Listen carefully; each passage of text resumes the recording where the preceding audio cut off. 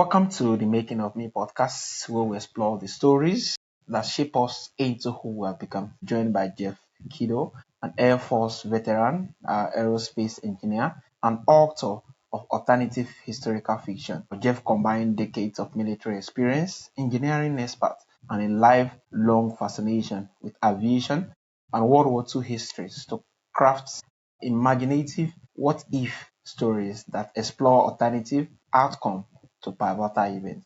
He is the author of the Miners stories, including Red Menace, Nazi Menace, and Fort Reich Menace, and has a library of over 100 volumes of World War II aircraft. Jeff's stories blend meticulous historical research with creative storytelling, giving listeners a unique perspective on histories, aviation, and the art of writing alternative fiction. It's really a pleasure to have you on the show. Jeff. Thank you. Also, Jeff, what were some about the challenges or experience that shape you into who you have become today? Why, there's quite a question. Yeah.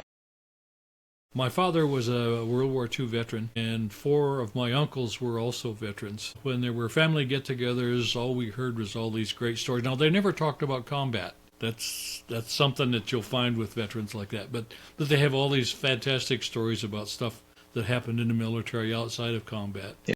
So that always intrigued me. As I got a little older, my dad used to take me to the local airport all the time. Well, we'd watch the airplanes, and he'd tell me all about them. And he had pictures of airplanes that he took. He was stationed in Alaska during the Second World War. And he saw a lot of the airplanes, American airplanes, with Russian stars on them that were headed to Russia for the Lend-Lease program. And so he had some pictures of those and told me all about them. And it really, really got me interested very early on. Yeah, amazing, amazing. So how did your Air Force service influence your perspective on histories and your storytelling? That's a good question. First of all, it gave me a real life insight into how the military does things, how they think, their protocols, and so on, which is pretty important. It's not something that somebody that never served would be aware of in a lot of cases. Secondly, having read a lot of history, I understand the sometimes very volatile relationship between the military and the government for which they serve, or sometimes they are the government. Yeah. It gets awkward at times. Yeah, amazing, amazing. Also, can you share us some memorable World War II stories your father told you from his Air Force or experience? Yes, there was one that he used to laugh and tell every time. Alaska was considered a war zone because the Japanese did attack the islands in the Aleutian chain. If you know what Alaska looks like, there's this long tail that goes down to the left, and right at the tail end of it, the Japanese actually invaded a couple of those islands. So they were always nervous, anytime a strange airplane showed up or they couldn't get radio contact, they really wondered what was going on. And he said in the middle of the night, one night, they heard these machine guns going off. Everybody went into panic. They were just sure they were under attack. It turned out what had happened was one of the P-38 Lightnings that was on the base had a short in its electrical system. With nobody in the airplane, it set off the guns, and they fired until they ran out of ammunition. No harm, nobody was hurt, just everybody scared to death. Yeah. Also, your novel actually more like explore alternative historical fiction. What does the process look like, and how did you balance accuracy with creativity? Oh, wonderful questions. All right, let me give you an example. If you're going to write a traditional fictional history, let's say something that takes place in the Pacific in World War II, and you want to explore Admiral Mitchner, okay? Nobody knows exactly what was said back and forth on board one of his ships. So what you do as an author is you say, well, I'll invent this fictional person and put him on the deck there with the Admiral so they can interchange and so on. But you don't change anything about the history. The history goes on just like we know it. The difference for what I write, alternative history, everything goes along just like it was. And then there's a point in history called the point of departure, where suddenly my imagination takes over. But if I do my job right, you don't even notice it. And suddenly we're going down a different path. I can give you an example. This is real life. In 1936, there was a Luftwaffe general named Walter Weaver. He was actually the Luftwaffe chief of staff. And this man was just about the only person in the Luftwaffe who was in favor of big, long-range bombers. But in 1936, through a mistake that he made, he was killed in a crash. There was nobody to sponsor the idea before the Luftwaffe and before the decision makers on long-range bombers because he was gone. But in my story, he's not killed in that crash. And so he's able to go on and becomes a major influence on the Luftwaffe, on my story, and the way the war turns out. So see, a fairly minor issue, can really change the flow of history. Yeah, I work very hard. You mentioned accuracy. I work very hard to make sure that nowhere in what I was writing did I employ technology that was not available at the time. Now, there are some writers in alternative history they almost go into science fiction. You know what I'm saying? Aliens and all this kind of stuff. I don't do that. So that means I have to really work hard for solutions to some of my problems. I spent about 6 years researching Nazi menace because I had to convince myself as an engineer that it actually could happen, what I wanted to happen, which was to have bombers fly across the Atlantic, bomb New York City or other cities, and then fly all the way back. And I figured it out. I leave it up to the reader to see if they believe what I came up with. yeah, yeah, amazing. So what inspired your Madness series, and what do you aim to explore in this story? The series works kind of like this. The first one, Nazi Menace, takes place during World War II. A difference between my story and most stories of World War II is most of my story takes place here in the United States, which is very unusual. Okay, that's World War II.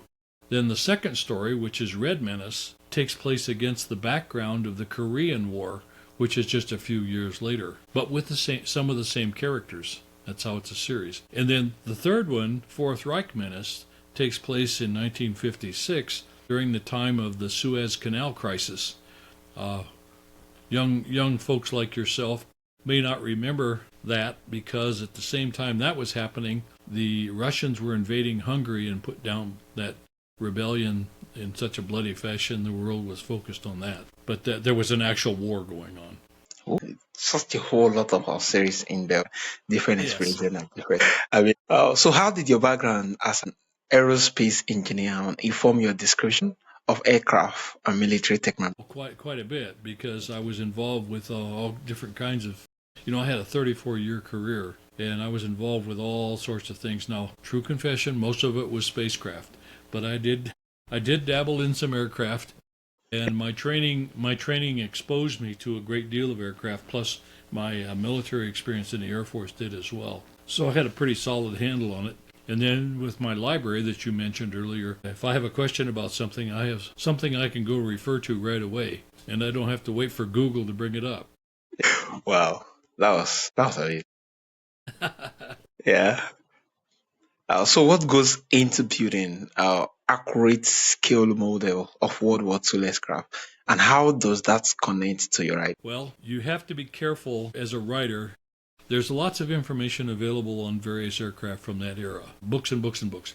But you have to be very careful that you don't get hung up just looking at the statistics. A frequently made mistake is, well, this airplane's faster than that airplane, so it must have been more deadly. Not necessarily so. It depends on the pilot. It depends on the fuel availability. That's something most people don't realize. For example, the Germans had very advanced aircraft even before they went into the jets, but they could never produce the power that the Americans and the British could, because they didn't have the right kind of gasoline. Makes all the difference in the world. So they were giving up 200 to 300 horsepower simply because they had the wrong gasoline, and that can make all the difference in the world. Especially in a dogfight where you're trying to outpower your opponent. Yeah, amazing. Thank you so much for that. So what advice would you give to aspiring author interested in historical or alternative fiction? What advice I would give to a would-be writer of it? Yeah, what advice will you give to aspiring author interested in history? Choose your period of time very carefully, and then research the actual history from every direction that you can. For example, my second book, my third book, Fourth Reich Menace, I read a number of books about the Suez Canal crisis, a couple which were not written by Americans, which gave me a really different perspective on the war. And I'm really glad I did, because otherwise it would have come across sort of flat, not three-dimensional. So you really have to know what actually happened before you can go in and change it. Amazing. You must know what And happened. you want to be real subtle with what you change too, like what I described to you earlier. Most big events in history don't come about as a out of the blue situation. It was a gradual change that led to some big event. Yeah, thank you. So what were some of the misconceptions people have about World War II aircraft or technology that you encountered? Well, that's a pretty good question too. There seems to be a belief that propeller-driven airplanes could go supersonic. I see that often. It's physically impossible, I'll tell you, as an engineer. You can't get there from here. When you get up to high subsonic speeds, the propeller produces so much drag, you simply can't break through. Now, it's possible. Nobody knows this for sure because nobody survived it. It's possible that some aircraft in a deep dive may have temporarily exceeded the speed of sound before they crashed, that sort of thing. But, that doesn't make any sense. The other thing is a lot of people don't appreciate how difficult it was to fly long distances then, because very frankly, while the engines were powerful, wonderful machines, they were very gas hungry. And, they were not economy cars, let's put it that way. And it was very difficult to make that kind of an aircraft fly a long distance. And so it took, you may not have heard the story, Charles Lindbergh, the man who flew across the Atlantic the first time and survived it, was an advisor to the Navy during World War II, the Army Air Corps as well. And one of the things he did was he advised the pilots who were going to fly the P-38s to go after Admiral Yamamoto. He advised them on how to get long range out of those airplanes. And it was such simple things, but it was only somebody like him that understood nuances.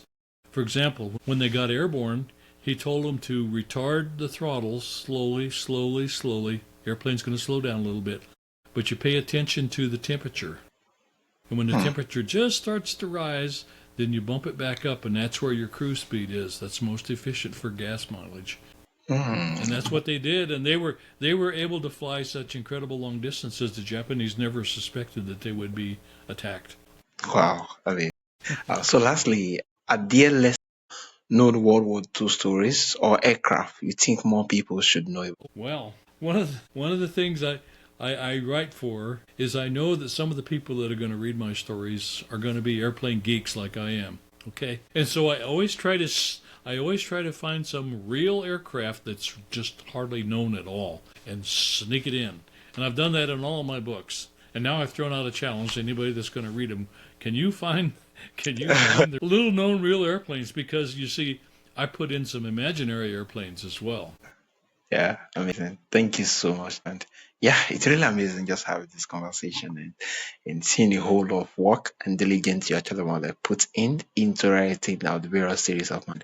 Yeah, it's really amazing and very fast. So for my audience who would love to reach out to you, who would love to read your work and connect with you across the various medias, how can they reach out to you and where's the best place? Well, if they want to contact me, they can go to my website, which is just simply jeffkildow.com, or the books are available on Amazon Books, all three of them. So those are two real easy ways. I don't usually give out my email for, I think, obvious reasons.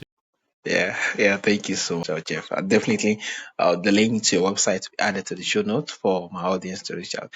Yeah, thank you, Jeff. You just show us that history is more than facts. It's a canvas for Yes. imagining, insights, and understanding. Your work just reminds us that exploring alternative possibility can deepen our approach for the past and inspire new ways of thinking about the present. It's really a pleasure having you. Thank you so much. It was a delight chatting with you. Yeah, thank you so much, Jeff.